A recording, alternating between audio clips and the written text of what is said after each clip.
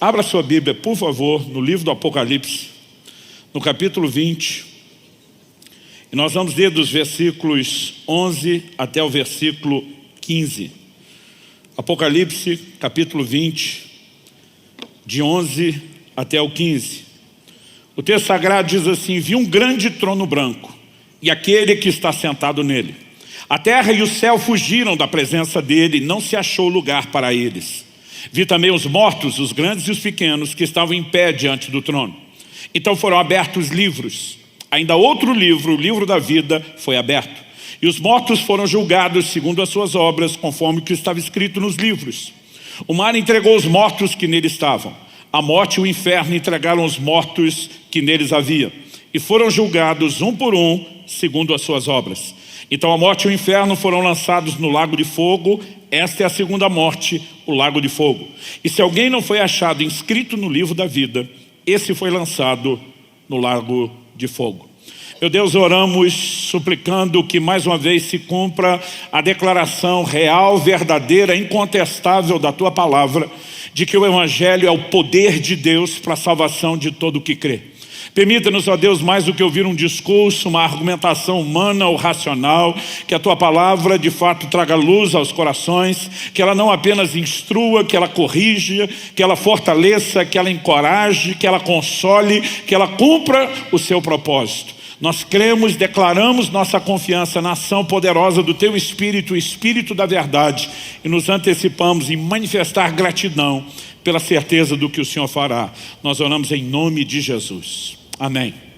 Bom, estamos lendo uma porção do livro do Apocalipse e de vez em quando eu ouço um crente ou outro fazer algum tipo de comentário, algo do gênero: pastor, eu meio que tenho medo de ler o livro do Apocalipse. Eu pergunto por quê. Eles falam: é muito juízo, é muita coisa ruim no livro só. O livro do Apocalipse não é um livro de coisas ruins. O livro do Apocalipse é o livro que envolve o desfecho de todas as coisas. Não apenas o desfecho da obra redentora, mas o desfecho do trato de Deus com a humanidade, o que envolve recompensar justos e injustos. E nós precisamos entender que a perspectiva de recompensa envolve o que diz Romanos 11. Para com os que creram, Deus manifestou bondade. Para com os que caíram, manifestou severidade. Deus é tanto bom quanto severo, e tanto uma como outra característica será demonstrada, revelada por Ele, de acordo com o comportamento de cada um. O que nós chamamos, o livro, o último livro da Bíblia, o nome que nós damos, nós conservamos, por alguma razão, na língua portuguesa, a palavra que foi usada originalmente no grego, Apocalipse. Mas Apocalipse significa revelação. Na Bíblia inglesa, por exemplo, o título do livro é Revelação. Eles traduziram isso. O que nós precisamos entender é que Apocalipse é uma revelação. Logo no capítulo 1, no verso 1, o apóstolo João introduz o livro dizendo: revelação de Jesus Cristo, que Deus lhe deu, para mostrar aos seus servos as coisas que em breve devem acontecer, e que ele, enviando por intermédio do seu anjo, notificou ao seu servo João, o qual atestou a palavra de Deus e o testemunho de Jesus Cristo quanto a tudo que ouviu. Na sequência, no verso 3, ele diz: bem-aventurados aqueles que leem e aqueles que ouvem as palavras da profecia e guardam as coisas nela escritas, pois o tempo está próximo. Então a Bíblia fala de uma bem-aventurança em ouvir. A Bíblia fala de uma bem-aventurança em receber e guardar essa palavra. Não só não existe nada de errado no livro do Apocalipse, como nós precisamos entender a percepção do quão importante isso é quando falamos da perspectiva de todas as coisas. No verso 19, João ouve uma voz forte que o orienta dizendo: escreve, pois, as coisas que viste, as que são e as que hão de acontecer depois dessas. A maioria dos comentaristas bíblicos acredita que o livro do Apocalipse pode se dividir em 3 partes distintas, de acordo com a afirmação desse versículo. Escreve as coisas que viste. Capítulo 1 começa com a visão que João tem do Senhor Jesus, o Cristo revelado. Obviamente, na sequência de todo o livro, outras visões, como a do capítulo 20, que acabamos de ler, serão compartilhadas. Mas ele diz: escreve o que você viu. Escreve as coisas que são, ou seja, o presente, e as que hão de acontecer, o futuro. As coisas que são podem se resumir nos capítulos 2 e 3, onde João recebe um direcionamento de Deus para que cartas fossem dirigidas às 7 igrejas da Ásia. Obviamente, cada igreja receberia uma mensagem personalizada de acordo com o seu contexto e a sua história, mas como todas elas seriam parte do mesmo livro direcionado a todo mundo, em cada uma delas há uma advertência final. Quem tem ouvidos para ouvir, ouça o que o Espírito diz às igrejas. Ou seja, Deus estava falando a cada uma daquelas igrejas, não ouça só a mensagem da sua. Enquanto estou tratando com o problema das de outras, tem coisas boas, né? Advertências, promessas, consolos que servem para todo mundo. Então os capítulo 1, as coisas que viste, capítulo 2 e 3, as que são.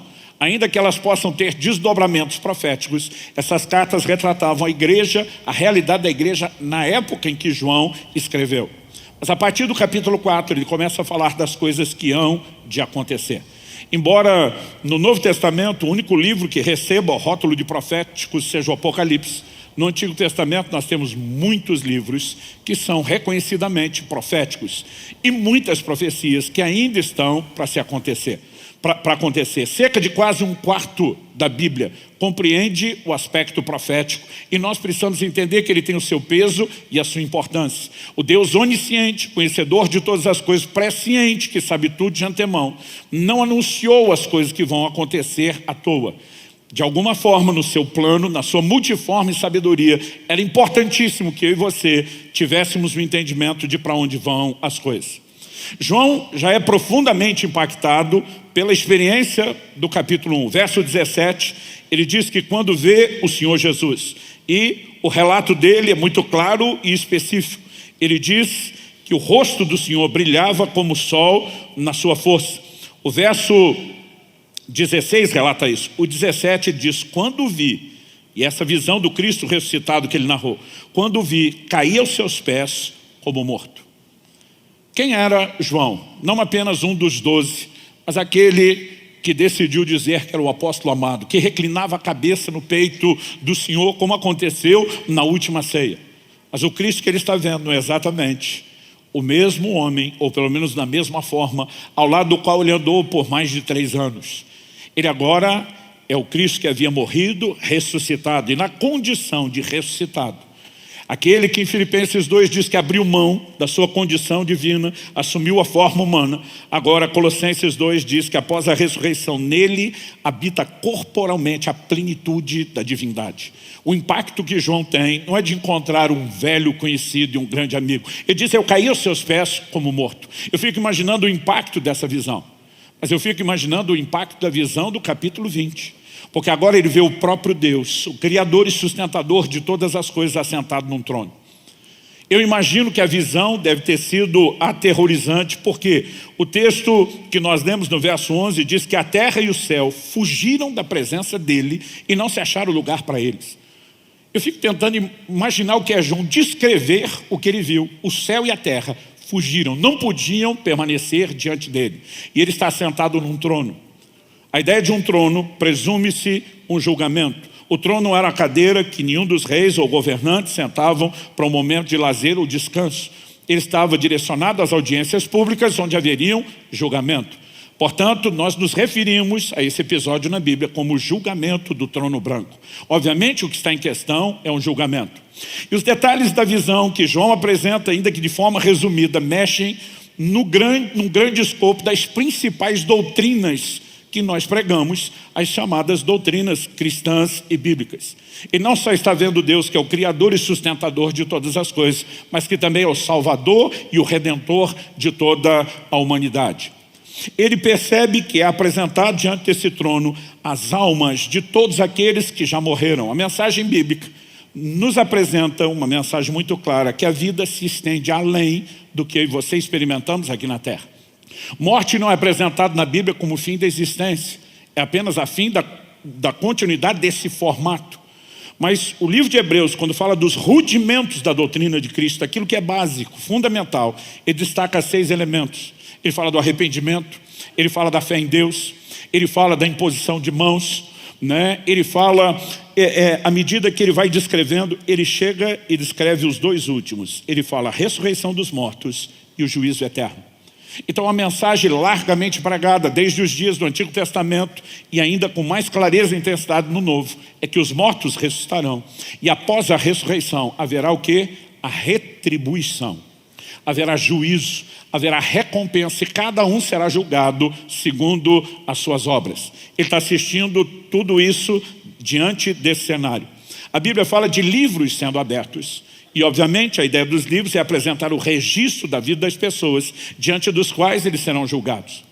A Bíblia fala de pessoas cujo nome não estão escritos no livro da vida e que serão lançados no lago de fogo, que é chamado de a segunda morte, traduza-se, leia-se, o inferno. Ou seja, nós estamos apresentando os grandes temas da Bíblia. Ultimamente, isso não é novidade, mas vem ganhando um escopo e uma expressão maior. Vemos cada vez mais pregadores tentando adaptar a mensagem do Evangelho àquilo que eles gostariam que fosse ou que as pessoas querem ouvir. E cada vez mais vemos crescendo o que nós chamamos do universalismo. É uma tendência de negar a existência do inferno e de que no final das contas não haverá perdição, né, para ninguém. A Bíblia é completamente contrária a essa ideia e pensamento. A Bíblia mostra que os que não estão escritos no livro da vida serão lançados no lago de fogo. Se não há uma perdição, se não há uma condenação eterna, qual o motivo de nós pregarmos alguma salvação? Só pode existir salvação se existe perdição. Se não há perdição, é desnecessário qualquer mensagem de salvação. E eu vejo esses pregadores liberais modernos dizendo, não, eu creio em Jesus, mas não creio no inferno. Eu digo, como é que é? Quem mais falou do inferno na Bíblia foi Jesus. Como que você pode crer em Jesus e não crer no inferno? Foi ele que mais falou do inferno. Se alguma coisa do que ele falou não é verdade ou não é digna de confiança, descarta o resto. Porque não tem jeito de você ser seletivo. É tudo ou nada. Ou você pega o pacote completo, ou não adianta tentar simplesmente dizer, eu vou tentar usar alguma coisa aqui e vou ignorar a outra parte. Nós precisamos entender que João está assistindo o desfecho de todas as coisas. E aqui nós temos várias, né, desses aspectos doutrinários combinados. Mas eu quero me concentrar na abertura dos livros. Alguém me perguntou um dia, pastor, o senhor acredita que esses livros lá no céu são literais? É o tipo de pergunta que a gente não fazia nem ouvia quando era criança. Porque a gente só conhecia um formato de livro. E quando a gente lia livro, mesmo que os livros da época de João que escreveu fossem diferentes dos de hoje, a gente nem pensava nisso. João não conhecia o formato de livro impresso que nós temos, encadernado da maneira que nós temos. Eles usavam rolos, fossem de papiro, o papel da antiguidade, pergaminho, o couro, eles usavam rolos. Se os livros tivessem na época de João o formato que tem hoje impressos, seriam lidos completamente diferente do que eu e você lemos aqui no Ocidente. Lá no Oriente eles lêem de trás para frente. A escrita é completamente diferente. Mas de alguma forma, quando era garoto, eu só imaginava um livro igual ao nosso e nunca questionei isso. Mas por causa dos registros eletrônicos, as pessoas começaram a perguntar mais. Pastor, se a gente aqui na Terra já evoluiu além desse padrão de um livro de papel, será que o registro lá no céu é assim meio obsoleto? Considerando que o céu é uma outra dimensão de um mundo espiritual, não necessariamente tangível e palpável como o nosso, eu acredito que é honesto questionar. Será que os livros são exatamente como pensamos? Ou foi apenas uma forma e uma maneira de comunicar algo que nós entenderíamos? Que haverá um registro? Talvez a gente se surpreenda com uma alta tecnologia de gravação em 3D e descubra que tudo foi filmado de todos os ângulos possíveis e imagináveis. O fato é que há registros e nós seremos julgados de acordo com esses registros. A ideia para mim não é discutir a literalidade dos livros e principalmente um no meio deles que ganha destaque. Os demais são livros no plural, mas a Bíblia diz que será aberto um livro, o livro. E o nome desse livro é o livro da vida. E é justamente sobre isso que eu quero falar hoje. Quando olhamos para as Escrituras, nós percebemos a menção do livro da vida, não apenas no livro do Apocalipse, que indiscutivelmente foi quem mais tocou no assunto. No Antigo Testamento há menções desse livro. O Senhor Jesus falou a respeito dele, Paulo falou a respeito dele, o autor de Hebreus falou a respeito dele, e o volume de textos merece que a gente sistematize o assunto. Deus não tocou tanto no assunto sem que demonstrasse com isso a clara sinalização de que Ele queria que a gente entendesse alguma coisa. Isso me faz pensar qual será a expectativa, a ansiedade que alguns terão na hora dessa triagem. O livro será aberto. E quem não tiver o nome escrito vai para o fogo do inferno. Eu lembro quando garoto chegava o fim do ano na escola e pregavam no mural, porque naquela época tinha nada de internet, dado virtual, eram listas impressas. Quem foi aprovado e quem foi reprovado. Alguns iam com as pernas tremendo para descobrir a notícia. Outros iam com toda segurança, certeza que eu passei. Outros iam com outro tipo de segurança, certeza que eu fui reprovado. Porque de acordo com o comportamento e com as regras estabelecidas, alguns conseguiam saber antes da divulgação do registro qual era a sua condição. Mas havia sempre aquele time que estava na dúvida. Como será? Eu já vi esse tipo de filme quando as listas de vestibulares também eram fixadas da mesma forma e não havia outra maneira de consulta. Aquela ansiedade, passei, não passei. Agora, uma coisa é descobrir se você perdeu ou não um ano letivo. Uma coisa é descobrir se você entrou ou não num curso que queria, talvez para o qual tenha se preparado. O outro é você estar diante da checagem de se você terá vida eterna ou perdição eterna. Então não há como ignorar, e esse é o primeiro ponto que a gente tem que destacar aqui, que ter o nome no livro da vida é um requisito para entrar no céu. O texto diz, todo aquele que não foi achado inscrito, a palavra é grafo, significa escrever, registrar, anotar. Todo aquele que não foi achado, registrado, arrolado nesse livro, foi lançado no lago de fogo. Apocalipse capítulo 21, 27, falando da nova Jerusalém, depois da consumação do juízo do trono branco, os capítulos 21 e 22, os últimos do Apocalipse, vão falar a respeito do estado eterno. E a Bíblia fala dessa cidade, como diz o autor de Hebreus, da qual Deus é o arquiteto. E ele diz em Apocalipse 21, 27, nela, na cidade santa, não entrará nada que seja impuro, nem o que pratica abominação e mentira, mas somente os inscritos no livro da vida do Cordeiro. Portanto, é ponto inquestionável que ter o nome arrolado, registrado desse livro, é requisito indispensável para se entrar nos céus. E a contrapartida também é verdadeira. A Bíblia está dizendo que quem não tiver com o nome inscrito vai para a perdição. Então, nós não podemos olhar para um livro desse e dizer o assunto não é importante. E precisamos entender não só que existe um livro e que ter ou não ter o nome determina o nosso destino eterno, mas nós precisamos entender, eu já quero passar rapidinho para o segundo ponto, que nós podemos saber antecipadamente que o nome está lá. Assim como alguns alunos, antes da direção da escola divulgar a lista, já sabiam que tinham sido aprovados. E outros tinham certeza que tinham sido reprovados antes de olhar a lista, nós podemos saber se o nome está lá. E eu quero te apresentar alguns textos bíblicos que sustentam isso. Em Lucas, no capítulo 10, de 17 a 20, palavras do Senhor Jesus, ele diz, além dos 12 discípulos, Jesus envia um grupo de 70 que também cooperava com ele no ministério.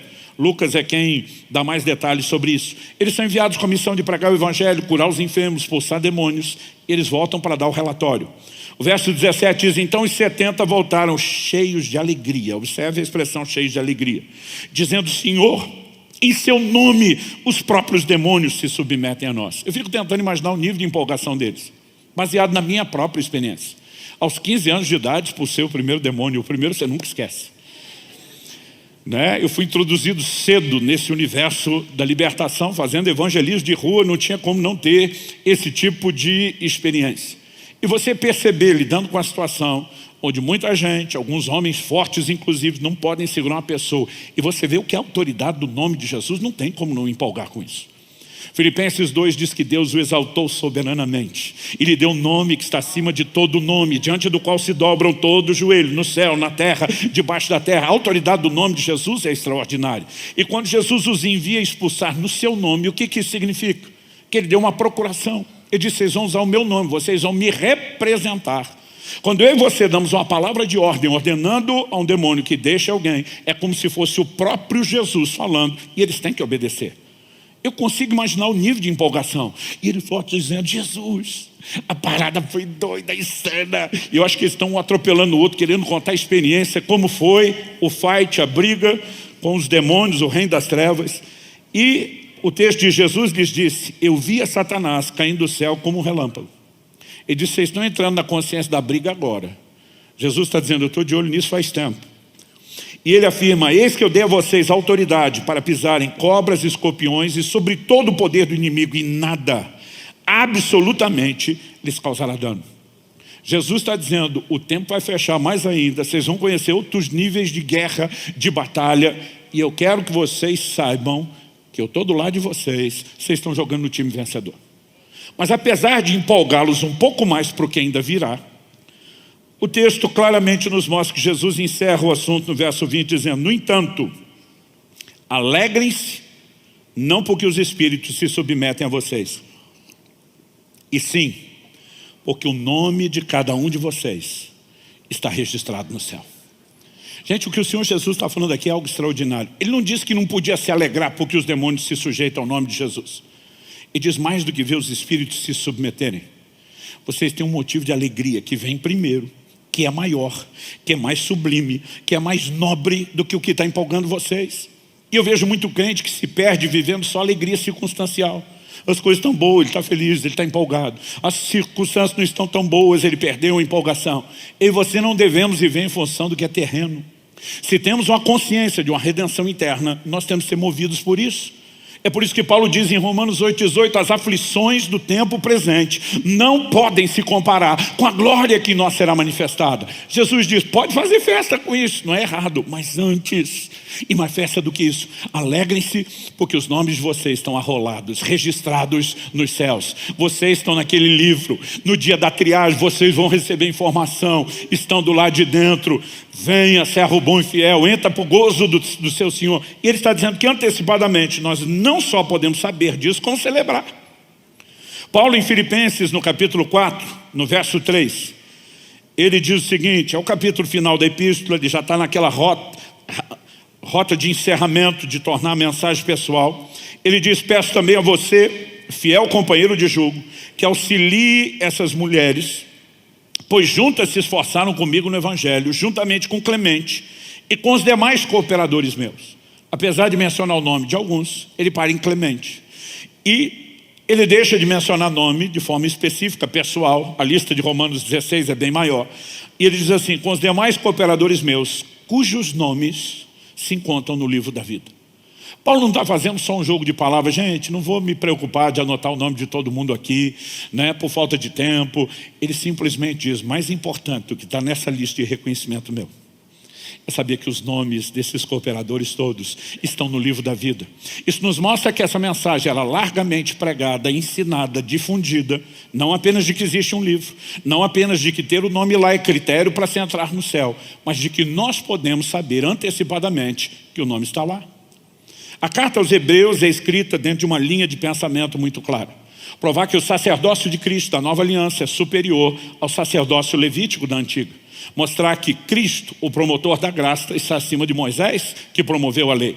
No capítulo 3 a Bíblia diz, Moisés foi fiel sobre a casa de Deus como servo, Cristo como filho. O tempo todo esse destaque é feito. Então chega no capítulo 12.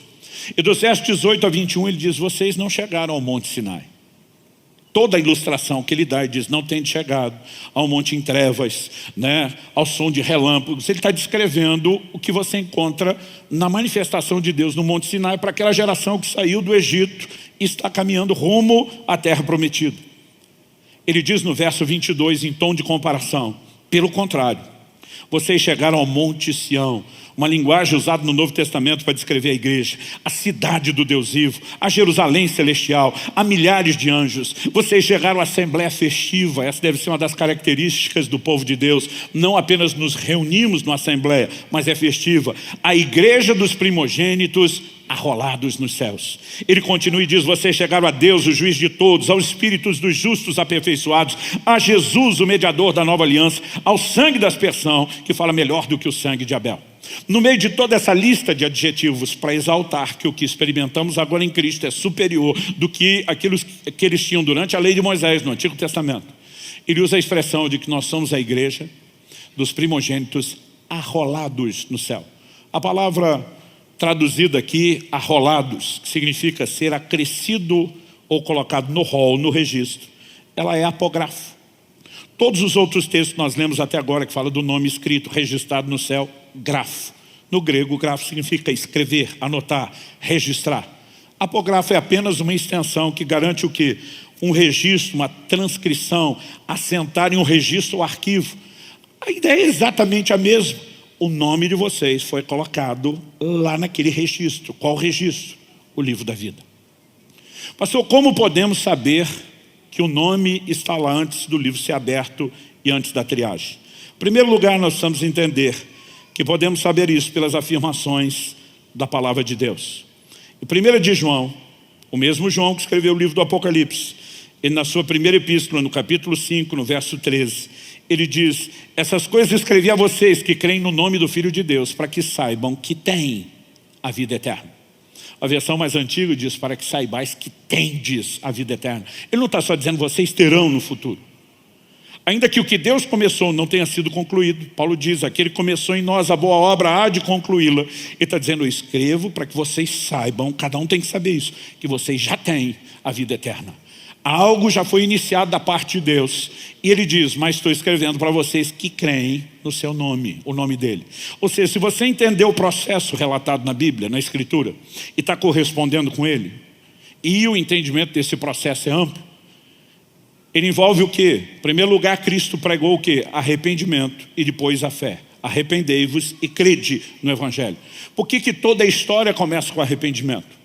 Na proclamação do Evangelho. Nos próprios rudimentos da doutrina de Cristo, em Hebreus 6, o arrependimento, vem antes, o arrependimento de obras mortas vem antes da fé em Deus. Nós precisamos entender que o arrependimento é o reconhecimento da nossa condição de pecadores e da nossa incapacidade de reverter o nosso quadro. É um lamento pela nossa situação, não apenas pelo destino eterno, mas pela separação que gera. E quando entramos nessa consciência, qual é o remédio? Usar a fé para acessar a solução que Deus ofereceu e que nós não podemos alcançar por nós mesmos. Então, basicamente, quando ele está dizendo a vocês que creem no nome do Filho de Deus, ele está dizendo: entendeu o processo? Está andando nas Escrituras de acordo com o que Deus falou? Mesmo antes da triagem final, onde vai se abrir o livro, a semelhança dos amigos lá da escola, que já chegava na frente do mural dizendo: eu sei que eu passei de ano. Em você, porque conhecemos o processo. Alguns sabiam, eu não faltei o suficiente para bombar em nenhuma matéria. Eu mantive o nível das provas, dos trabalhos entregues dentro das médias. Eu estou dentro do processo. Eu não preciso ter uma surpresa com a revelação de se eu fui ou não aprovado, porque eu conheço o processo e me adequei a ele. Quando eu e você olhamos para as Escrituras, sabemos que por meio delas podemos ter esse entendimento. Outro dia alguém falou: pastor, mas isso é um entendimento meio generalizado, que serve para todo mundo. Eu falei: é generalizado, mas inclui eu e você. Ele falou: mas não dá para ter um personalizado? Eu falei: também tem um. Qual é o personalizado? Romanos 8,16 diz que o Espírito testifica com o nosso espírito que nós somos filhos de Deus. Podemos saber pelo testemunho das Escrituras, que é a base de toda a nossa fé, mas podemos saber também pelo testemunho pessoal, individual e interior do Espírito Santo que somos salvos. E por que Deus quer que a gente saiba tanto pelas Escrituras como pelo testemunho do Espírito Santo? Porque Ele quer gerar em nós uma certeza, uma reação correta, positiva ao entendimento de uma salvação que está em operação nas nossas vidas. Mas o que eu e você precisamos entender é que a mesma Bíblia que nos apresenta a ideia de um livro, que é um requisito, tem um nome lá para entrar nos céus, que nos mostra que a gente pode saber antecipadamente que o nome pode estar no livro, e nos mostra que podemos ter essa experiência de entendimento antes de chegar lá. O testemunho do Espírito Santo é algo extraordinário. Eu me lembro que aos 15 anos de idade, alguém um dia me pergunta: você tem certeza da sua salvação? Eu falei: tenho. Ele falou: se morresse agora, você ia para o céu? Eu falei: ia. Ele falou: se você saísse agora da igreja, porta fora. Ele foi bem dramático. O caminhão, a carreta, a jamanta carregada te atropelasse, fizesse picadinho de você. Você ia para o céu? Eu falei: na hora. Ele falou: como é que você sabe? Ele falou: alguma vez Jesus já te apareceu pessoalmente dando joinha, dizer: eu te garanti com o meu sangue, tu está dentro? Eu falei: nunca. Ele falou: algum anjo te apareceu? Postou uma cópia autenticada do livro da vida, diz: o número de protocolo tal, apresenta na entrada. Eu falei: também não. Ele falou: você pelo menos já viu o céu para onde vai? Eu falei: também nunca. Ele falou: você nunca viu nada? Eu falei: nada. Ele falou: mas ouviu alguma coisa? Eu falei: tipo o quê? Não sei, uma voz de trombeta anunciando seu nome, dizendo que você está rolado nos céus. Eu falei: também não. Ele falou: você nunca ouviu coisa nenhuma? Eu falei: não vi, não ouvi. Ele olhou para mim e falou: então como é que você sabe que é salvo? E a minha resposta, na simplicidade dos meus 15 anos, foi: eu sei, porque sei, porque sei. E se hoje eu voltasse lá, eu diria, como é que eu sei? Não sei, só sei que eu sei. Porque eu sabia que eu sabia que eu sabia. Eu só não sabia como é que eu sabia. Mas que eu sabia, eu sabia. Era muito sabeção, sabimento. Por que ele me fez essa pergunta? E eu imagino que ele esperava essa resposta. Ele queria me ensinar sobre a orientação do Espírito Santo. E naquele dia ele falou, eu quero te apresentar pela Bíblia qual é a fonte da sua sapiência. Foi o dia que eu aprendi que não existe sabeção nem sabimento. É sapiência. Parece até que a gente é estudado. Eu fico repetindo até mais do que preciso, porque eu acho bonito. Sapiência. Ele diz, Romanos 8,16, diz, o Espírito testifica com o nosso Espírito que nós somos filhos de Deus. E diz, essa coisa dentro de você, essa certeza que você nem sabe como sabe, a gente chama de testemunho interior. Porque o verbo testificar é testemunhar. Então o Espírito testemunha com o nosso Espírito que nós somos filhos de Deus. Eu falei, é por isso que eu sei muito. Ele falou, é por isso que você sabe muito. E nesse dia ele usa esse gancho para dizer, se Deus decidiu falar com você sobre certeza e salvação, não por meio de uma visão, não por meio de ouvir uma voz, mas por meio de um testemunho interior. A pergunta que ele me fez, por que é que você acha que o Espírito Santo não pode te guiar do mesmo processo, através do mesmo processo em outras coisas? Mas naquele dia eu descobri como é que eu sabia. E se você não tem certeza da sua salvação, esse não é um assunto para brincar. É coisa para se resolver depressa, tipo hoje ainda. E no final nós vamos voltar a falar sobre isso. Mas nós podemos ter a certeza. No entanto, quando a gente olha para o ensino bíblico, há algumas coisas ligadas ao assunto do livro da vida que nós não podemos ignorar. Por quê? Todas as informações vão nos ajudando a construir uma visão completa, abrangente, e elas precisam ser todas trazidas para a mesa. Em Apocalipse, no capítulo 3, nos versículos 4 e 5, palavras do Senhor Jesus, dirigidas ao anjo da igreja de Sardes, ou a igreja de Sardes, uma das 7 igrejas da Ásia, que nós temos o registro no Apocalipse, o próprio Jesus falando. Nós lemos o seguinte, versos 4 e 5 de Apocalipse 3. Mas você tem aí em Sardes umas poucas pessoas, detalhe para poucas pessoas. Nós sabemos qual era o tamanho da igreja, mas o grupo que Jesus vai se referir agora é um grupo pequeno. Você tem aí em Sardes umas poucas pessoas que não contaminaram as suas vestes. Ele diz, elas andarão comigo, vestidas de branco, pois são dignas. Umas poucas pessoas, significa que a maioria já tinha esculhambado a forma como estava vivendo a vida cristã. Mas ele diz, tem um grupo, tem uma resistência aí dentro. Tem um time que está jogando direitinho. Ele diz, são dignas e vão andar comigo vestidas de branco. E a ideia do vestido de branco não é uma seleção de cor, é justamente comunicar a ideia de pureza. Então ele entra e diz no verso 5, o que é a forma como terminam todas as 7 cartas às igrejas da Ásia. O vencedor. Algumas dizem, há o que vencer. E aí ele sempre oferece uma recompensa àqueles que se posicionam com fidelidade, né? Andam de acordo com o processo estabelecido. Ele diz, o vencedor será assim vestido de branco. Mas ele emenda, e de modo nenhum apagarei o seu nome do livro da vida. Pelo contrário, confessarei o seu nome diante de meu Pai e diante dos seus anjos. Quando Jesus faz essa promessa de o que vencer será vestido de branco, ele não está falando para todo mundo. Ele está dizendo quem se conservar dentro do processo, quem se posicionar com fidelidade, quem não se dobrar no meio do caminho, quem não abortar o processo vai ser honrado. Como vai ser honrado? Ele diz, primeiro vão andar comigo vestido de branco. Segundo, ou pulando do segundo direto para o terceiro, ele diz, eu vou confessar o seu nome diante de meu Pai. Jesus não está falando isso a primeira vez. Em Mateus capítulo 10, se não me engano, versos 28 e 29, nós temos o registro desse ensino público de Jesus. Ele diz, todo aquele que me confessar diante dos homens, eu também o confessarei diante do meu Pai e dos anjos que estão nos céus.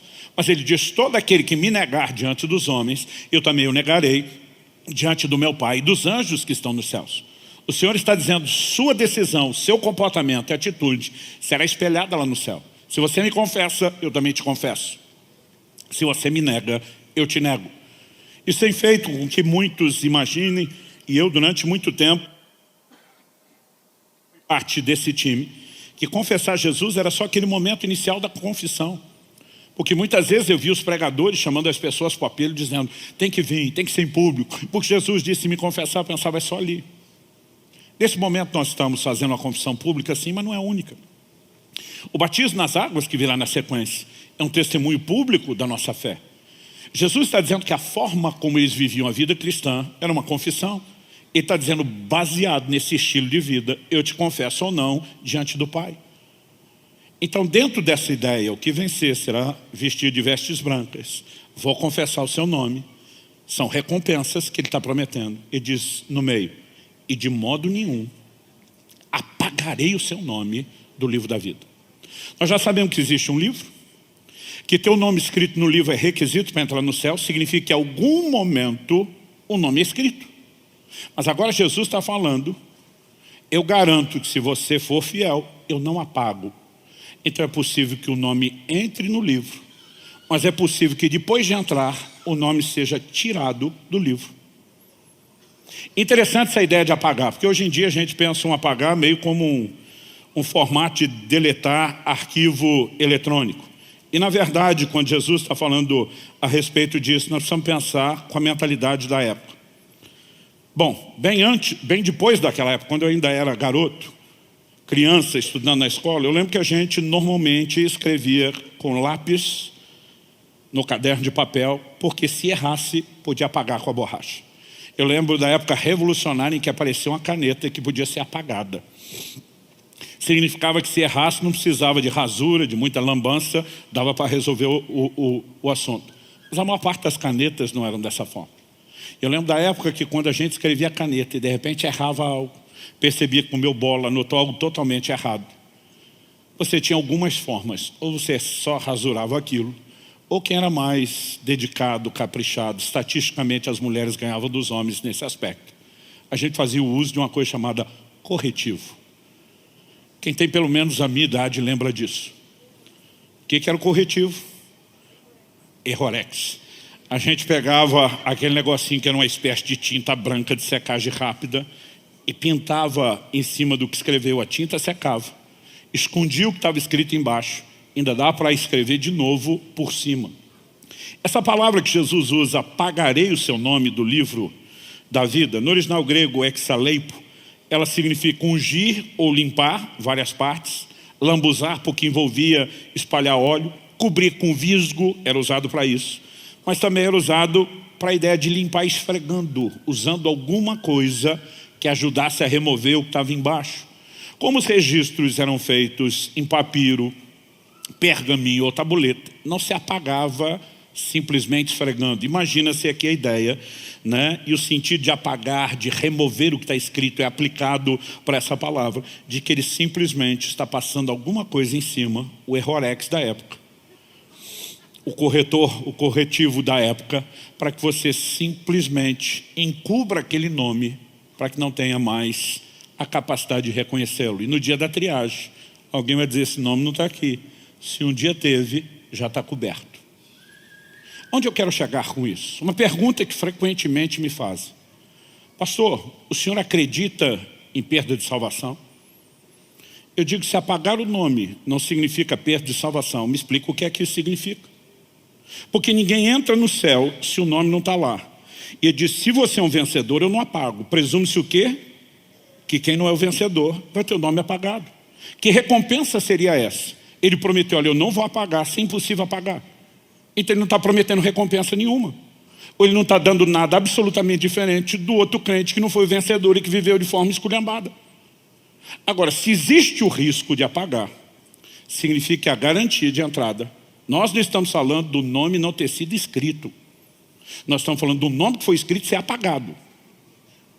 Porque nós temos grupos que têm ideias e entendimentos teológicos diferentes. Eu lido com pessoas extraordinárias, homens, mulheres de Deus, que abençoam, enriquecem a minha vida, e que em alguns aspectos pensam diferente. E a gente consegue transitar, ter comunhão, liberdade no meio dessas diferenças. Eu gosto muito de uma frase, ela foi muito usada pelos morávios, mas quem popularizou ela foi John Wesley. Às vezes até atribuem a John Wesley, mas ela é dos morávios. Ele dizia, nas coisas essenciais, nós temos que ter unidade. Não dá para ter relacionamento com quem, naquilo que é básico, não crê nas mesmas coisas. Se alguém está pregando uma salvação que não é pelo meio do sacrifício expiatório de Cristo, não dá para ter comunhão. Porque é É uma ordenança da própria Escritura. O apóstolo João escreve, diz: se alguém vem ter convosco e não traz a doutrina de Cristo, não saudais, nem tampouco recebais em casa. Agora, eles diziam nas coisas essenciais, unidade. Eles destacavam nas coisas secundárias, tolerância. Existe diversidade de pensamentos em detalhes que muitas vezes não estão comprometendo a doutrina principal. Então a gente tem a tolerância. E eles terminavam dizendo: em tudo, o amor. Então, obviamente, eu tenho contato com pessoas que creem de forma diferente. Tem pessoas que são convidadas para ministrar na nossa igreja e que em alguns assuntos secundários a gente pensa diferente. Às vezes não se fala no assunto, às vezes se conversa antes. Há um protocolo que a liberdade permite. Às vezes, quando eu estou trazendo alguém, quando alguém está me chamando, vamos evitar essa área de discussão, e a gente diz: legal. Durante muito tempo que o nosso ministério acaba tocando não só a igreja local, às vezes nós temos mais gente assistindo, né, as ministrações pela internet do que nós temos de público aqui, apesar de ter um bom público nos cultos de domingo. Isso muitas vezes me faz, às vezes, evitar alguns assuntos. Mas em nome da ética, de não querer ser desrespeitoso com quem crê diferente, às vezes eu percebo que o nosso povo está ouvindo pela internet os assuntos secundários dos quais a gente diverge e não está ouvindo dentro de casa aquilo que a gente acredita. Então, talvez vocês tenham percebido que nos últimos anos sempre existe um pouquinho mais de doutrina e de dose teológica no meio do assunto, das pregações. De vez em quando um sai e fala: pastor, muito legal esse negócio, quando eu entender acho que vai ser bem legal.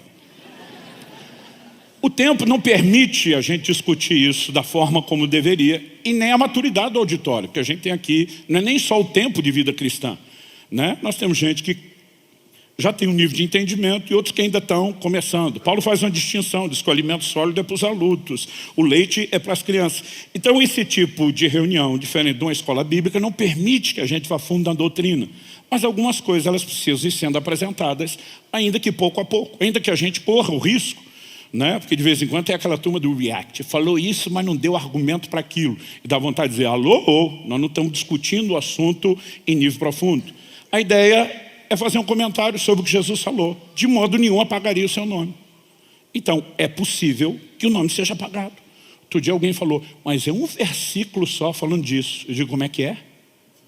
Você quer dizer que em um versículo, em um momento, Jesus cometeu um lapso, e aberto e deliberadamente ele falou uma coisa que não é verdade? Não há outra forma de você entender isso que não seja: de modo nenhum apagaria o seu nome. Mas a verdade é que não é o único versículo. No Antigo Testamento nós temos pelo menos duas menções. Isaías 69, no Salmo 69, 28, nós lemos: sejam riscados do livro dos vivos e não sejam incluídos na lista dos justos. Vi um argumento de alguém que pensa diferente, que não acredita que o nome pode ser apagado. Falou: não, esse Salmo 69, riscado da lista dos vivos, é tipo assim, não está mais vivo, morreu, é quase uma certidão de óbito.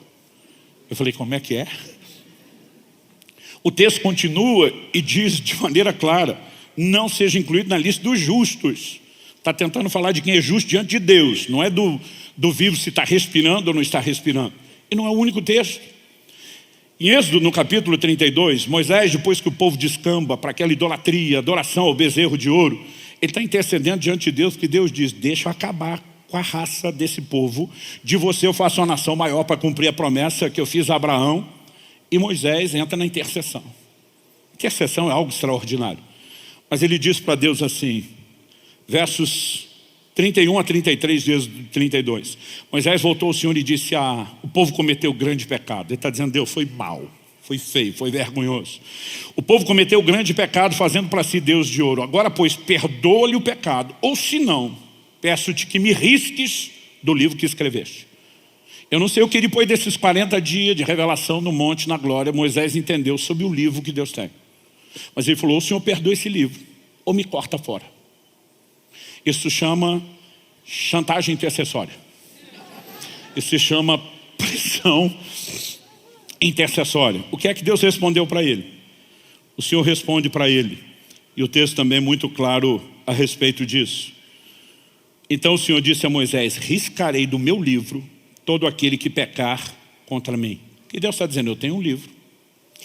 As pessoas podem ser riscadas do livro, mas não vou te riscar porque você está me ameaçando ou tentando me obrigar a perdoar o povo. Quem eu risco é quem peca contra mim. Quem está entendendo? Então isso é inquestionável. Por que eu estou dizendo isso? Se existe o entendimento de que Deus escreve e Deus risca, a pergunta é: quando é que ele faz isso? Quando eu era garoto, eu lembro que toda vez que um pastor, em qualquer culto e igreja, era quase que um padrão geral da época, levava alguém na oração de confissão, entregando sua vida a Jesus, no final terminava assim: escreve o meu nome no livro da vida. E no final ele dizia: gente, agora nós vamos fazer festa, porque mais pessoas foram arroladas no livro da vida. Eu lembro que foi o primeiro lugar na vida que eu ouvi a expressão arrolada. E a gente fazia festa porque tinha acabado de ser escrito supostamente o nome de alguém. Então a gente imaginava, converteu, escreveu. Mas depois Jesus diz: eu vou riscar. A gente pensava, esculhambou, desviou, riscou fora. Reconciliou, escreve de novo. Chutou o balde de novo, risca mais uma vez. Voltou, aleluia, escreve de novo. Porque a gente imagina um Deus reativo, imediatista, fazendo tudo de acordo com os meus e os seus movimentos. Aqui nós precisamos entender algo maior. Não dá para falar de soterologia, que é a doutrina de salvação, que a gente discute na teologia, sem reconhecer um dos atributos que a Bíblia enfatiza promovendo a grandeza de Deus, que não é só a onisciência. Oni significa todo, ciência, conhecimento. Deus é conhecedor de todas as coisas. Mas a Bíblia também enfatiza a presciência de Deus, sua capacidade de conhecer todas as coisas antecipadamente. Por que eu estou introduzindo o assunto aqui? Não dá para a gente discutir salvação sem mexer nesse assunto. Porque quando eu falo sobre ter gente que o nome foi riscado, isso vai de encontro com a pregação de outros grupos que pensam um pouquinho diferente da gente em detalhes secundários. Porque Apocalipse capítulo 13, verso 8, fala de uma imagem da besta e diz assim: adorá-la-ão todos os que habitam sobre a terra, cujos nomes não foram escritos no livro da vida do Cordeiro que foi morto desde a fundação do mundo. O texto aqui não está falando de gente riscada, está falando de gente que não foi escrito. Aí alguns pulam a parte do que foi riscado para não discutir isso, e pega só esse. E diz: tem gente que está escrito, não está escrito. E o está escrito, não está escrito começou antes da fundação do mundo. Ou seja, não tem nada a ver com a escolha de vocês. Esses grupos, entre esses grupos, há aqueles que nós chamamos dos pré-deterministas. Eles acreditam que Deus predeterminou antecipadamente todas as coisas. Fala de um predeterminismo fatalista, absoluto, inflexível. Eles acreditam e pregam predestinação. Um dia desse alguém falou: pastor, se eu creio em predestinação? Eu falei: claro que eu creio. O tema é bíblico, não dá para dizer, alguém dizer que crê na Bíblia, não crê em predestinação, não crê na Bíblia. O ponto é o que se entende pela definição de predestinação e não se ela existe. Para essas pessoas, predestinação é Deus escolhendo um grupo para ser salvo, são chamados de eleitos, e um grupo para perdição, são chamados de os réprobos. E eles acreditam que está tudo decidido, estabelecido, de acordo com o que Deus quis. O homem não escolhe absolutamente nada, ele simplesmente assiste o curso das coisas. E para eles, Deus é soberano, se ele não deixa o homem escolher e escolhe tudo sozinho. É o conceito desse grupo, e não quero falar disso com desdém. Eu não creio nisso. Para mim, o livre-arbítrio é uma ênfase em toda a Escritura. Não é um texto, não é outro, ao longo de toda a Escritura. Em Deuteronômio, no capítulo 30, por exemplo, dos versos 15 a 19, Deus diz: eu ponho diante de vocês a vida e a morte, a bênção e a maldição.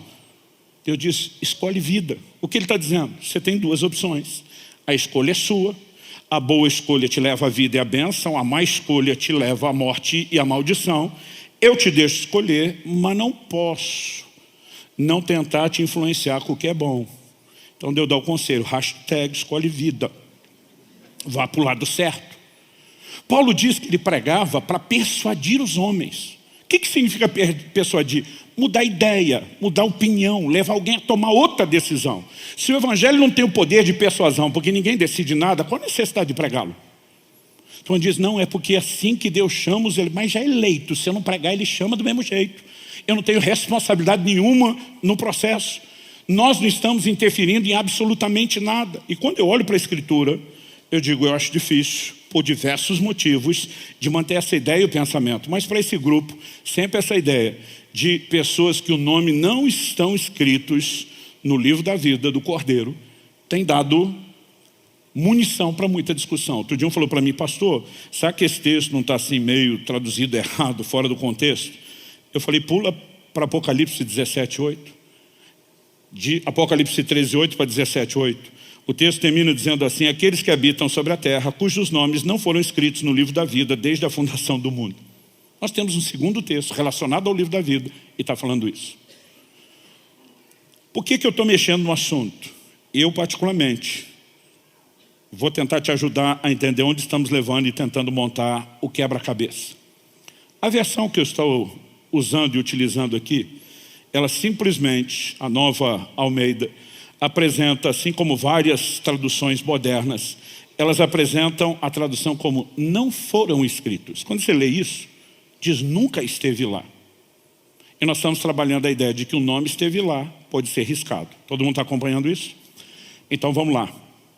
O que você tem no original grego é não grafo. A grafia, a anotação, o registro não está lá. O texto não está dizendo que nunca foi escrito. Está dizendo que o registro não está presente. Ou seja, algo que foi escrito pode ter sido removido e a ausência de registro vai continuar lá. Não porque Deus nunca quis colocar. Eu não creio que Deus escreve o nome no livro da vida na hora que alguém se converte. Eu creio que o nome de todo mundo, isso agora é uma convicção pessoal, não vou botar como doutrina. Eu creio que o nome de todo mundo foi colocado no livro da vida antes de todas as coisas. Todos os que já morreram, os que estão vivos, que ainda vão nascer e existir, Deus botou todo mundo nesse livro. 1 Timóteo capítulo 2, verso 4 diz que Deus deseja que todos se salvem. Quem que Deus quer que se salve? Todos. Se ele tem réprobos pré-determinados desde a eternidade para a perdição, ele não pode dizer que quer que todos se salvem. Ele pode dizer que quer que muitos se salvem, mas não que todos. E ao longo de toda a escritura, a ideia do todos vai sendo repetida. Aí alguns grupos que creem nessa predestinação para salvação e perdição, eles têm um malabarismo para interpretar o todos. Estava lendo o escrito de um pregador antigo, famoso, já falecido. Explico isso porque sempre tem um perguntando de quem que você está falando. Eu estava lendo esse material, camarada abençoadíssimo como pregador, mas nesse detalhe ele cria nessa forma. Ele fazia um malabarismo exegético para tentar explicar que todos não é todos. Eu ficava dizendo, peraí, ele quer dizer que todos não significa todos no final das contas? E a volta era isso, toda Jerusalém saiu ouvir Jesus. Quer dizer que foi todo mundo? Não necessariamente, pode ser que signifique só a maioria, relativizando todo. Ele está fazendo isso para tentar explicar o Deus deseja que todos se salvem, porque ele não crê que Deus quer que todo mundo se salve. Aí a minha pergunta é, mas quando a Bíblia diz que todos pecaram e destituídos estão da glória de Deus, aí não é todos, não, aí é todos, esse grupo diz. Eu digo, peraí, quando interessa para vocês o todo é todo, e quando não convém o todo não é mais todo. E praticamente o jogo é assim. Por quê? Eles têm uma lente teológica, e eles vão ler a Bíblia dizendo, tem que encaixar na lente que me colocaram e tem que ser do jeito que me ensinaram. Eu simplesmente não consigo sustentar isso. Por quê? Porque quando você vai estudar doutrina de salvação, a Bíblia fala de predestinação, fala de eleição, fala. Me deixa só ler 2 versículos, porque a gente não tem tempo e já tem que encerrar isso. Mas um de cada. Romanos 8, 29 diz, pois aqueles que Deus de antemão conheceu, Ele também predestinou para serem conformes à imagem de seu Filho. Considerando que predestinar é destinar de antemão, eles trabalham essa ideia de predeterminismo.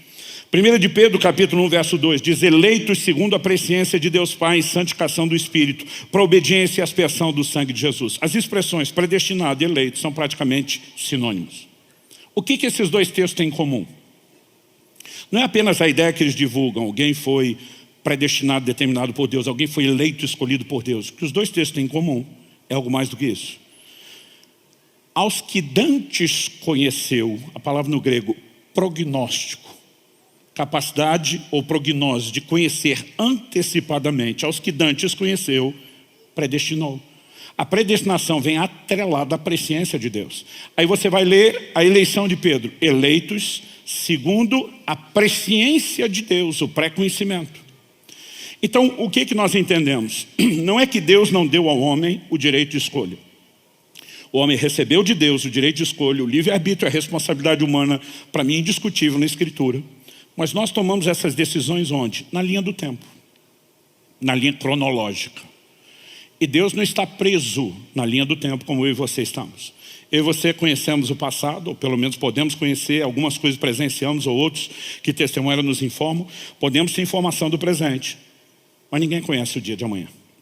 Às vezes nós fazemos prognósticos pré-conhecimento, baseado em uma variável de tendência, a gente diz, é provável que a economia vai ter problema nessa área, é provável que... Mas nós estamos trabalhando ainda probabilidades, ninguém tem certeza do nível do que acontecerá no dia do amanhã. Deus, no entanto, é atemporal. Ele está fora da linha do tempo, Ele é o criador do tempo, Ele é maior do que o tempo, Ele é o único ser que conhece todas as coisas, inclusive aquelas que para nós, presos na linha cronológica, ainda vão acontecer. É por isso que o enorme conteúdo das Escrituras é profético. E nós não temos apenas profecias em relação ao futuro, muitas delas já, e quando eu digo muita, é muita mesmo, já aconteceram e se cumpriram ao longo do tempo de forma precisa. Porque nós temos um Deus que não é só conhecedor de tudo, Ele é presciente, Ele conhece de antemão. Quando a Bíblia diz que Ele predestinou, a Bíblia diz aos que dantes conheceu, predestinou. Quando diz que Ele elegeu, Ele fez isso de acordo com a presciência. O que é que isso significa?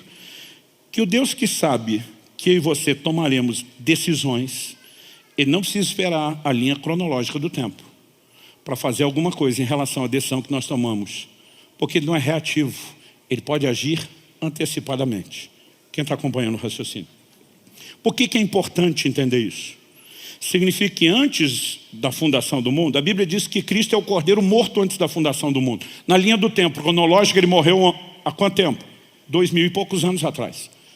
Mas quando a Bíblia diz que foi antes da fundação, é porque o Deus que conhece, planejou a vida, sabia o momento dele se manifestar.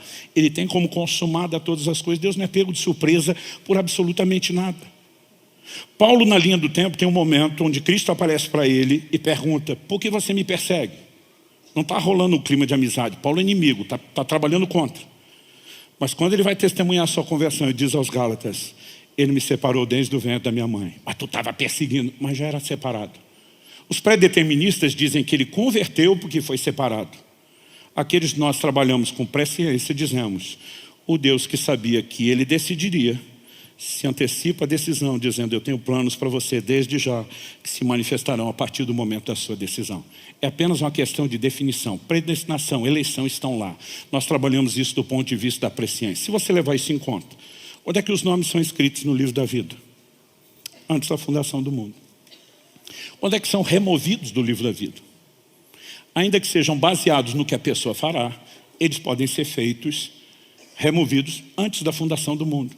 Quando a Bíblia fala de um nome que não está mais grafo desde lá, não significa que isso anule a declaração de um nome que foi apagado. Porque eu estou trabalhando isso em inúmeros textos bíblicos. Fala de uma pessoa que viveu uma experiência inegável com Cristo, ultrapassa uma linha sem volta, e eu não consigo, sob hipótese nenhuma, admitir a ideia de uma salvação que não se compromete. Por quê? O processo ainda não foi concluído. Paulo fala a respeito de naufragar na fé. O que é naufragar na fé? A fé é o que nos salva. Nós somos salvos pela graça mediante a fé. Então a ideia do naufrágio é você entra num navio atracado num porto. Vai fazer uma viagem que quando completada você desce no destino em segurança. Houve um naufrágio, o que aconteceu? A jornada de fé não terminou. Você não chegou onde deveria e afundou e pereceu no meio do caminho. Se isso não significa, junto com apagar o nome, comprometer o processo, o que é que significa? Alguns dizem, pastor, o senhor está pregando dúvida. Não, estou pregando certezas de que a obra que Deus começou, eu e você precisamos honrá-la. Jesus fala de gente que é digna quando anda com ele vestida de branco. Paulo diz em Filipenses 1:27, vivei de modo digno do Evangelho de Cristo. Eu também não estou falando de boas obras nem de merecimento. Nenhum de nós pode ser o vencedor sozinho. Jesus diz em João 15:5, sem mim nada podeis fazer. A única forma de eu e você terminarmos essa história como vencedores é usando os recursos dele. Mas Deus nos responsabilizará por ter ou não usado os recursos dele. Quem está entendendo? Há um livro da vida. Ter ou não seu nome registrado lá, decide se eu e você vamos entrar. Se o nome permanece escrito ou foi apagado. E quando foi, não é o mais importante. O que nós precisamos entender é o que pode levar a isso. Jesus não está dizendo, eu apaguei seu nome e por isso você não é vencedor. Ele está dizendo, se você vence, você garante que o seu nome não é apagado. Então há uma ordem estabelecida. Quando falamos do Evangelho nesses termos, faz sentido pregar a perseverança dos santos, que é uma linguagem bíblica. Eu e você fomos chamados para andar na fé que começamos, a crescer e desenvolver o processo de salvação e santificação, a aperfeiçoar a santidade. E tudo isso faz sentido quando entendemos responsabilidade. O que eu quero que você entenda com clareza é não só que existe o livro, mas como seus atos determinam a sua permanência. O nome não é arriscado só porque alguém não aceitou Jesus. Estava provisionado para a salvação, porque é o que Deus queria para todo mundo. Eu e você precisamos entender, alguém que se desviou, não se reconciliou, não se consertou, permanecendo em deliberada rebeldia, pode comprometer o processo. Quando Jesus fala alguns que não contaminaram as vestes, do que ele está falando? O livro do Apocalipse fala várias vezes de lavar as vestes no sangue do Cordeiro. Apocalipse 22, verso 12. Quem que entra na cidade? Os que lavam suas vestes no sangue do Cordeiro. Se não houver essa limpeza, não entra. Só quando ele fala de alguém que contaminou a veste, está falando do cara que não tinha mais a veste suja, já tinha lavado, e agora que estava limpo, sujou de novo. Sabe que todo esse banho e faxina que ele fez na minha e na sua vida era para a gente esculhambar tudo e voltar a sujeira de novo? 2 de Pedro, capítulo 2, e aqui eu encerro. Nos diz a partir do verso 20, de pessoas que tiveram o conhecimento da verdade. Não são gente ignorante, não são gente que não entende o processo de Deus, mas ele fala ali no capítulo 2 de 2 Pedro, a partir do verso 20, o seguinte: portanto, se depois de terem escapado das contaminações do mundo, mediante o conhecimento do Senhor e Salvador Jesus Cristo. Como é que você escapa da contaminação? Tem que ter passado pelo banho. Se deixam enredar de novo, porque eram enredados antes, e são vencidos, em vez de serem vencedores, o seu último estado se tornou pior do que o primeiro. Pois teria sido melhor que eles nunca tivessem conhecido o caminho da justiça, do que após conhecê-lo, voltar atrás e se afastar do santo mandamento que lhes havia sido dado. Para voltar atrás, tem que ter dado o passo à frente. Para afastar do santo mandamento, tem que ter primeiro aproximado. Com eles, verso 22, aconteceu o que diz certo provérbio muito verdadeiro: o cão volta ao seu próprio vômito e a porca lavada volta a rolar na lama. Está falando de uma porca que saiu da lama, foi lavada, mas voltou para lá. O que é que o texto está dizendo? De gente que passou pelo banho, pela experiência, mas está simplesmente comprometendo o que Deus fez. Eu não posso, em sã consciência, imaginar que um dia vou estar diante de Deus, prestando conta, lendo o que diz Tiago, capítulo 3, vós mestres, saibam que vão receber mais duro juízo. E Deus me perguntar, por que é que você deixou aquele povo acreditar que podia sujar as vestes que eu limpei, sem nunca adverti-los? Quando Ele adverte a sua igreja da forma contrária. O que você precisamos entender é que a mensagem do livro da vida é uma mensagem sobre certeza. Não só sobre certeza e salvação, que eu e você podemos saber antecipadamente que o nome está lá. Não só de certeza que podemos saber que porque nos conduzimos de acordo com o processo, podemos chegar que nem aqueles alunos antes de ler no mural. Certeza que eu passei de ano. Porque você sabe que se comportou adequadamente. Mas é um livro de certeza sobre um Deus que é justo, sobre um Deus que vai julgar aqueles que merecem ser julgados. É um livro de certeza de que se eu e você brincarmos com o processo, não vamos chegar que nem aqueles outros tipos de alunos. Certeza que deu ruim, que eu reprovei. Tudo o que a mensagem do livro comunica são certezas. Mas não é a certeza ilusória de que você faz o que quer, vive como quer, brinca com o pecado e que no final dá tudo certo. Essa mensagem, ela não tem lugar nas Escrituras, não cabe na sã doutrina, não cabe no Evangelho verdadeiro. Qual é o chamado? A perseverança. Nós vamos continuar cooperando com Deus, nós vamos andar de forma digna do Evangelho, não podemos fazer isso sozinhos, vamos usar os recursos dele, porque ainda que os recursos não sejam nossos, a responsabilidade é nossa. Quem está entendendo, diga amém.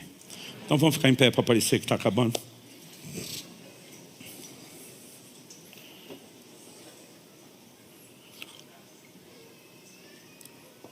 Eu não quero terminar sem fazer duas coisas. Em primeiro lugar, eu quero que você possa ter um tempo de oração. A gente não pode simplesmente ouvir esse tipo de coisa sem parar para avaliar a forma como eu estou me conduzindo, crendo em relação a esse assunto sério do livro da vida, está adequada ou não. Mas eu também gostaria que, além de que nós pudéssemos avaliar nossa vida e orar, que a gente pudesse terminar dando uma oportunidade para 3 grupos distintos de pessoas. Normalmente nós fazemos um apelo e um convite a 2 grupos. Hoje eu quero abrir para 3. Primeiro grupo, se você ainda não entregou sua vida a Jesus Cristo, eu não quero que você saia daqui sem a oportunidade de tomar decisão. Não é só mais importante da sua vida, é da sua eternidade, é do pós-vida.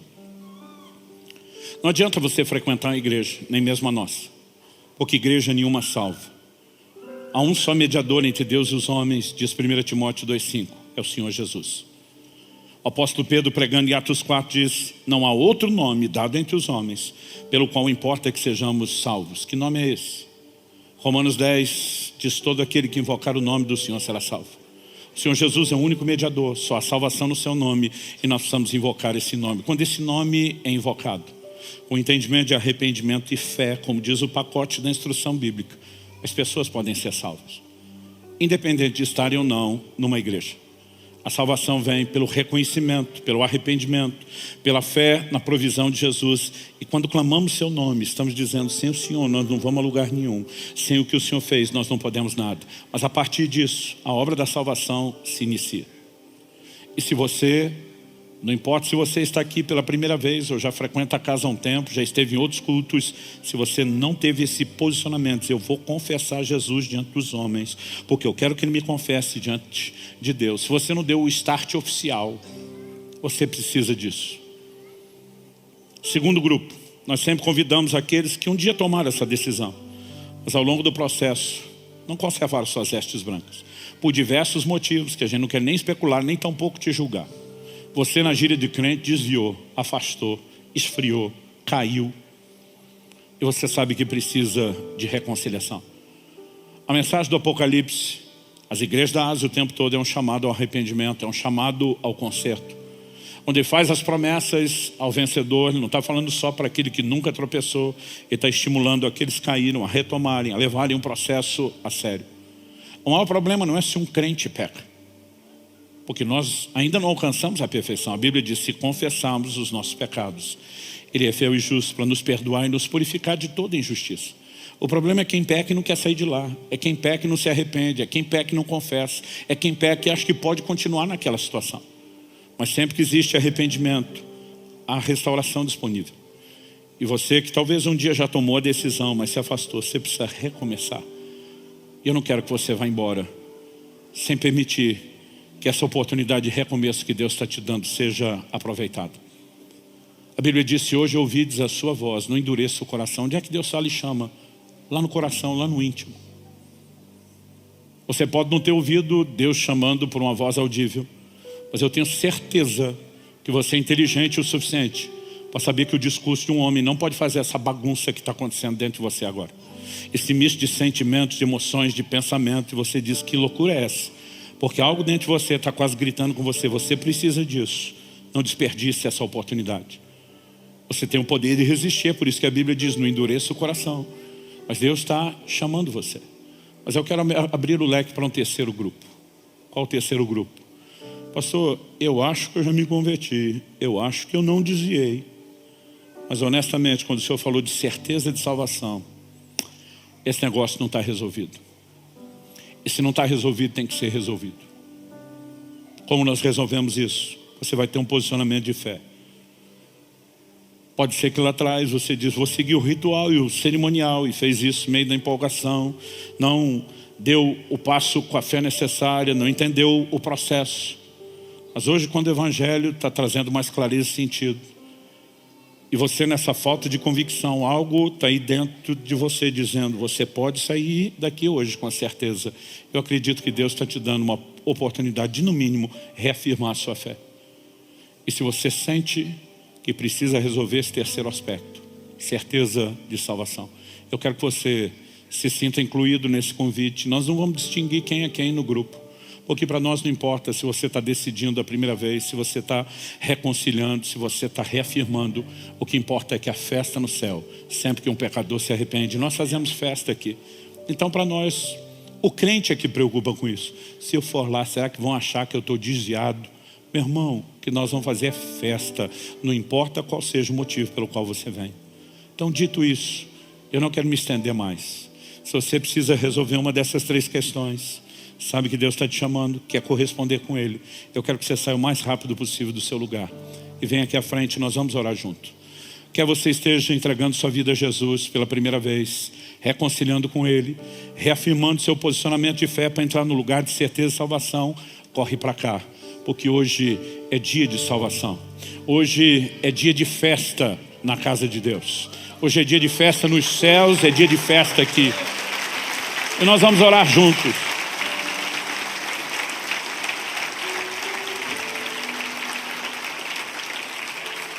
Às vezes alguns relatos, pastor, eu estou aqui no misto, eu não consigo achar que eu estou tão nesse estado, mas algo dentro de mim está quase me empurrando. Obedece, não tenta entender. Simplesmente atenda o chamado. Se você sente que algo que até sua mente que está tentando lutar contra, tentando explicar, algo está insistindo para que você venha, pode ter certeza, Deus tem um propósito nisso. Talvez vai trabalhar uma outra questão além das 3 que nós mencionamos. E o mais importante, não é entender o que está acontecendo ou qual é a sua qualificação no apelo. É que você possa caminhar com a certeza, o meu nome está nesse livro. E o dia final da triagem só vai confirmar uma certeza que eu cultivei antes. Por meio de Jesus Cristo, da sua maravilhosa graça, eu abracei a salvação que Deus oferece. Essa é a mensagem do Evangelho. Nós podemos falar de muitas outras coisas que giram em torno disso, mas esse é o cerne de toda a mensagem que cremos e pregamos. É por causa disso que nos reunimos, para que a gente cresça nessa fé que temos abraçado, para que a gente continue o processo. Então eu quero que todos vocês vieram à frente. Posso fazer uma oração comigo? Aqui eles vão fazer pela primeira vez. Às vezes não se sentem tão confortáveis de fazer sozinho, ainda que possam fazer. A Bíblia diz o que invocar o nome de Jesus vai ser salvo. Já vi gente salva que não sabia nem orar, só ficava chorando, gritando, Jesus, Jesus, eu preciso de você. Aqueles que estão se reconciliando ou reafirmando, talvez digam, não, eu já sei como fazer isso. Mas para ajudar aqueles que nunca fizeram, eu quero fazer uma oração. E se você entende que depois de eu fazer, você pode repetir isso e dizer, eu vou fazer disso a minha confissão, porque você está me ouvindo primeiro e dizendo, é nisso que eu acredito, é isso que eu posso declarar. Então eu vou pedir que vocês que vieram à frente repitam isso em voz alta. Porque em voz alta, Jesus falou de confessá-lo. Confessar é reconhecer um fato. Uma confissão não precisa ser negativa, ela pode ser positiva, mas é o reconhecimento de algo. E ela envolve uma declaração verbal. Então, por gentileza, cada um de vocês que veio à frente, diga comigo, Senhor Jesus, eu reconheço a minha condição de pecador e a minha incapacidade de mudar essa condição por mim mesmo. Mas eu reconheço em Ti, Jesus, o Salvador.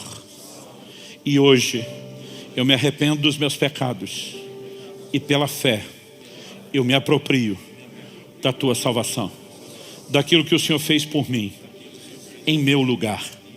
Eu invoco o Teu nome, Jesus, e toda a salvação que há nesse nome. E eu declaro que a partir de hoje é um novo começo. Eu declaro pela fé que estou salvo. Renuncio todo o envolvimento com o pecado e o reino das trevas. E eu declaro que hoje me submeto à Tua autoridade, Jesus, ao Teu governo, ao Teu senhorio. Eu declaro que a partir de hoje minha vida Te pertence e eu vou andar nos Teus caminhos. Eu declaro isso no nome de Jesus. Se você chegou até aqui, então quer dizer que você gostou desse conteúdo. Então não perca tempo, se inscreva no canal e receba os nossos vídeos todos os dias para edificar a sua vida. Muito obrigado por assistir e até a próxima.